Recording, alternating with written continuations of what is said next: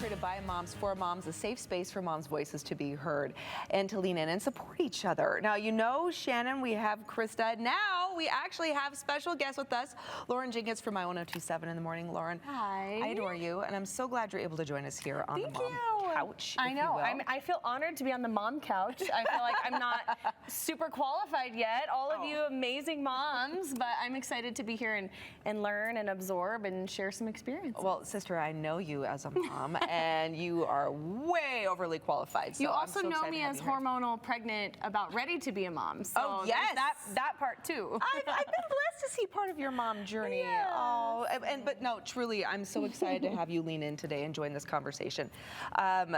This is a really personal conversation today. We're talking about body image. Yay! Now, I know that this goes beyond being a mom, right? Everyone deals with body image. However, I want to talk about it in particular for moms because women's bodies go through so much transition over time. And I came across a stat recently, which was just mind-blowing to me. It was an online survey. It's done by OPSIS on behalf of Rivermind Health. And it said that 80% of women in the U.S. are dissatisfied with the way their bodies look. 80% of women. That's a lot of women, you guys. Why? Why are we so dissatisfied when there are so many different types and so many beautiful different bodies? Why do we feel that way about ourselves? Pop culture. Yeah? I think a lot of it, as I have had older daughter and thinking about grandbaby, granddaughter, pop culture and what the standard of beauty is based on the collective, which isn't always healthy. So not surprising that we go around and we go, I want to fix this, I want to tuck that, I want to change that. I don't accept and love me for who I am because I should be that. And it starts when we're young, when we're like tiny. So pop culture. I also can't imagine what it's like being a teen or growing up now with the social media aspect. Because me, even as a grown adult, a mom in my 30s, I'm raising my own kids. I struggle with things on social media, right? And I can't imagine the young, impressionable children and girls, soon to be young women, and what that's like, because growing up, you're right, pop culture, things like that. But for me, I didn't have social media at my fingertips where I'm seeing all this in my face all day long. What do I celebrate about me? I want to talk about how we're celebrating ourselves. Right? Like, what is it about ourselves that we're honoring and celebrating about ourselves? Feel good about being in your skin. It is something that we celebrate through how we take care of the skin and helping moms remember, like, as you bathe, we have a Lay It Bare challenge. And simply the Lay It Bare challenge is you strip, you clean, you stand in the mirror and hold no judgment for yourself. How long can you look at yourself from head to toe without judgment? And they get really bothered with me for that one. They're like, I can't do it.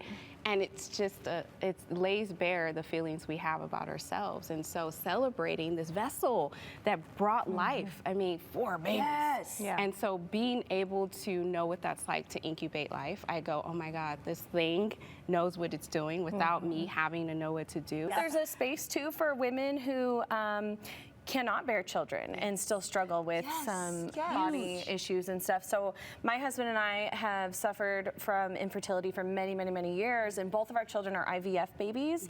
And so when you talk about like looking at your body and seeing the strength and all that it can do, I feel that because for so long we wanted babies and I didn't know if I'd be able to. And then when it happened, it was like, wow, I really put myself through a lot. And then the pregnancy and then giving birth, and you're sitting there, you're like, I don't think I can do it. I don't think I can do it. And then it happens. And then there's other women who may never have that experience, right? But it's one of those things where it's like we all go through different phases of life, and you know, we're all feeling different things about ourselves. I'm coming into that post-menopausal, and I immediately, like over 3 months, gained like 20 pounds. Oh, yes. And I was like, what? 10. And I still can't figure out how to get rid of it. I mean, I'm like, I'd have to literally starve myself to get rid of this. But I was reading that as we get older, we're supposed to get a little squishy. And it's good for us, and it's good for our heart. But when I look in the mirror, now I see my grandma. Oh, your grandma must have been. I don't see any grandma. I don't know your grandma, but I don't see a grandma when I look I'm like, Krista. the No, wrinkles, no. and then when my grandkids are like, I really loved my grandma, and there's a definite place for women who are older, but it's not really honored. It's all about how can I look younger instead of aging gracefully, which is grace for me, but grace for others too, and encouraging. In our society today, I feel like it's not quite as honored. We're not as valued. And so I have to kind of push through that and go, you know what, it doesn't matter. I still have a lot to give.